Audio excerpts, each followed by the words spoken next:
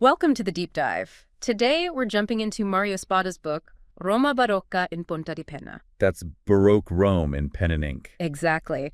We've looked at a review and some thoughts on how it might work for schools or even internationally. Right. And our goal really is to pull out the key ideas about Baroque Rome from Spada's viewpoint. Maybe spark some new thoughts for you listening. It's a journey, isn't it? Back to 17th century Rome, a real hotbed of art and science, all seen through this Baroque lens. And Spada focuses on giants like Bernini and Borromini, The big names, yes. but ties it all to this core idea, this concept of infinity, how it drove everything. That's the fascinating part. Spada doesn't just stick to art history. He weaves in the science of the time, the politics, to show how interconnected it all was. So it's not just, here's a nice sculpture. It's more like, here's how this sculpture reflects the era's obsession with the infinite, maybe even linking new scientific ideas. So that idea of infinity, it wasn't just theoretical. How did it actually, show up? Well, think of Borromini's architecture. Right. Those curves, the complex shapes. Yeah.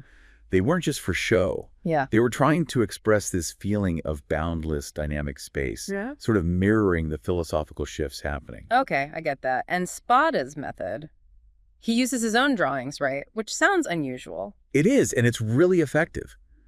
They aren't just sketches. He uses drawing as a way to analyze the works. To analyze, how so? Like he'll focus on specific details, break down the structure.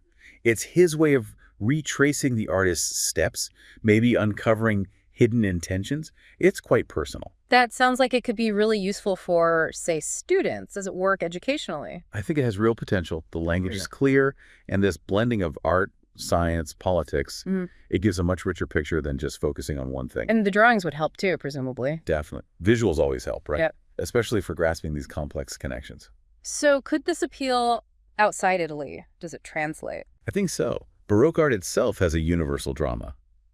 But add Spada's unique approach, the drawings, this focus on a big idea like infinity, that feels like it could resonate widely. It sounds quite deep. Does it feel relevant today, or is it purely historical? Interestingly, Spada does draw parallels. He suggests the Baroque fascination with complexity, with the infinite. It echoes some modern ideas. Like what? Things like complexity theory, even collective intelligence. Like the questions they grappled with then haven't entirely gone away. Huh. That's quite a connection. And you mentioned the illustrations are key to seeing these connections. Absolutely crucial. They aren't decoration, they're part of the argument. They guide your eye, help you see the details Spada is discussing, and really visualize the link between the art and the scientific thinking of the time. They're didactic, really. Okay, so boiling it down, what's the essence of this book? Well, it offers this fresh, multidisciplinary look at a really fascinating period. Using art, using science to tackle these huge concepts like infinity, it gives you insights that, surprisingly, still feel relevant. A really interesting perspective.